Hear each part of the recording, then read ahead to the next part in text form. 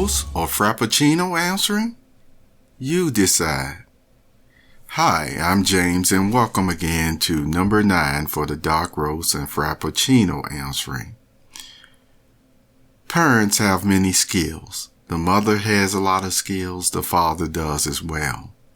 Now the father will take the reins, so to speak, the older the children get. As you know, when mothers start, they have a tendency from the birthing of the child all the way up until those teenage years at times to really do a lot of the heavy lifting. That doesn't mean that the father is not participating, but as you know, often they'll say the father is the breadwinner, so he may be working a lot. However, still, the father may participate in storytelling and things of that nature. This is just telling you the different roles. It doesn't necessarily mean that one was done more than the other. It's just letting you know the different roles, because the role that I am going to talk about today that is often related to the children is going more into leadership, you see, and actually getting your answers or your questions answered. See, one thing that I've learned from my father at a very young age is that if people cannot get their answer from the sanctuary, they will find their answer somewhere else, you see.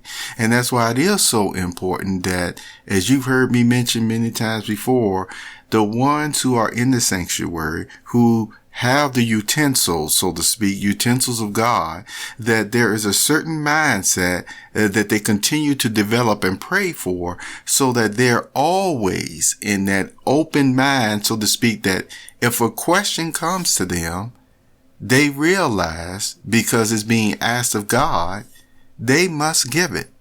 They must give it. This is not something that we're going into where other persons, I guess you could say, execute certain things during spiritual warfare. We're not talking about that. That'll be a different dark roast and Frappuccino altogether. But in general, and should be overall, when persons ask a question of the sanctuary, then they should get it, or they will go and get it from somewhere else.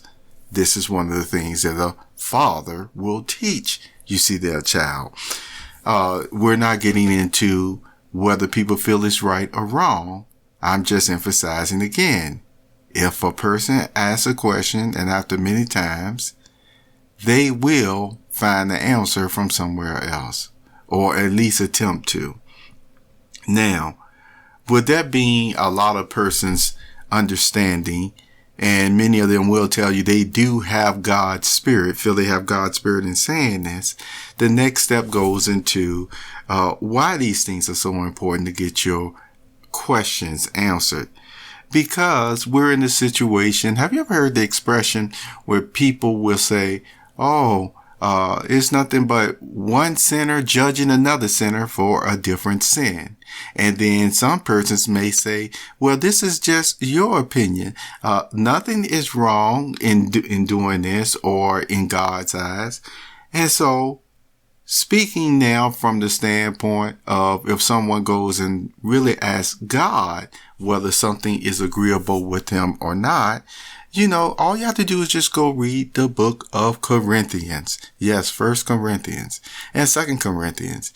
And in there, it describes a variety of things that make God happy. But yes, there is some sections in there that get right into what people would call the dark roast or nitty gritty, the strongness, the seriousness of actions that God does not agree with. Yes, actions, he even condemns such practices.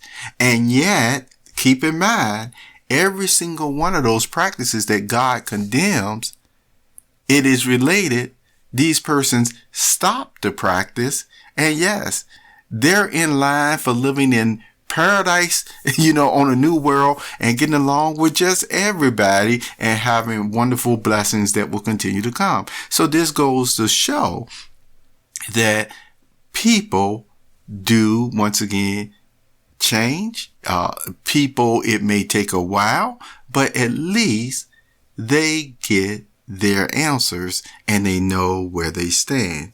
Now, of course, there are some persons that, like I said, we're moving right into the leadership position. And this is why you have to always remember, never forget where you come from. You heard that expression? Where it also goes into, don't forget that you're also human. Don't forget that you may have actually engaged or practiced in these things at one time or another. Because why? When you run into the same persons who may have done or may be practicing now the same thing, are you going to now look down upon them because you no longer practice it? Will you now no longer speak to them because you no longer practice it, but have been able to receive the blessing and the mercy? You see, all the same. Yes, we know a little leaven, ferments the whole loaf, and that bad association spoils useful habits. That's true. And see, yet, remember when I talk about that frame of mind of the leadership that normally you see of the shepherds that's developed in the Christian congregation. Yes, I use that as the example because we're talking about the Bible. It actually mentions again that though these ones, see, will be of such a frame of mind that they realize they can't forget where they came from. They can't forget themselves, you see, and they also know all the same. Sometimes a person will be like, oh, I'm doing good and all that. I'm not doing none of this stuff over here. And so I'm moving to the leadership position. However, that's when you still have a book like 1st and 2nd Timothy and the book of Titus to continue to let persons know that, hey, there are still things that you may have to really improve on, even in these positions of now that, you come out of the carnal aspects, but now we're still getting more into the elevated spiritual thoughts aspects, you see?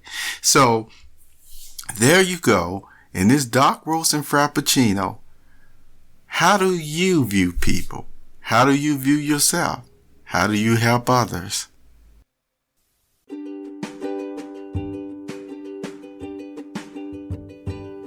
You have just listened to the Perceptive Readers Podcast. Remember, until next time, if you read something that encourages you to improve or enhance your life for the better, it becomes your reality. So, dark roast or frappuccino? You decide.